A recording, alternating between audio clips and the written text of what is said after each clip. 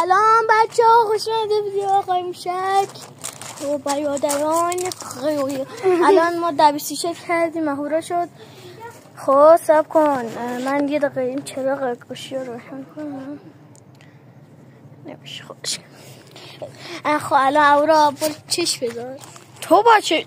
من باید چش بذارم. اورا ساک چیزه این دره. نگو میگم تو خونه. الان من پشت این در اومدی داخل نداره اورا. آقا داخل نداره. داخل نداره. حالا من اینجا سوکسوک میگم دیگه. خب نه داخل. خب من بریم بیام. باشه برو. الان این در رو بذار. الان این در رو ساک. خب چش بذار. خب بچه خب این در. ها؟ این در. آها این در. خب زودتر بود. الان من میتونم با آینه ببینم مثلا. خب تو که چشاتو باز میکنه.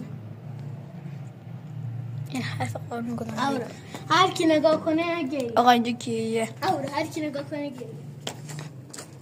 چی شده بود؟ بچه نمیدونم. ولی برو نمیشه. نه گفتی گی هم دیگه گی هم بچه نی بیام. من بچه بیم پیده فقط کجا رفته؟ اینه کجا رفته؟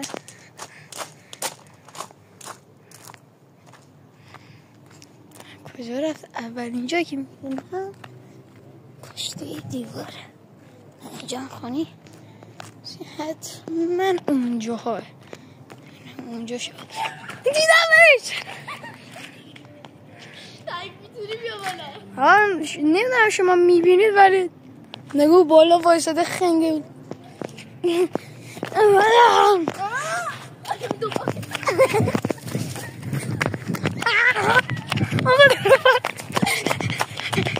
صورتم از اورا بیشتره. دزر میزنه. خب فرار کردی. خب چش بزنم دوباره.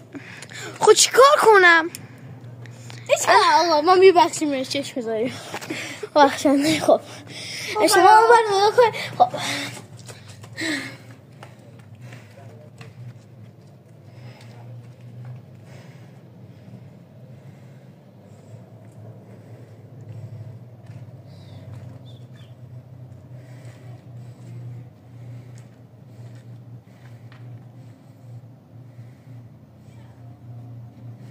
خب بچه بیا برم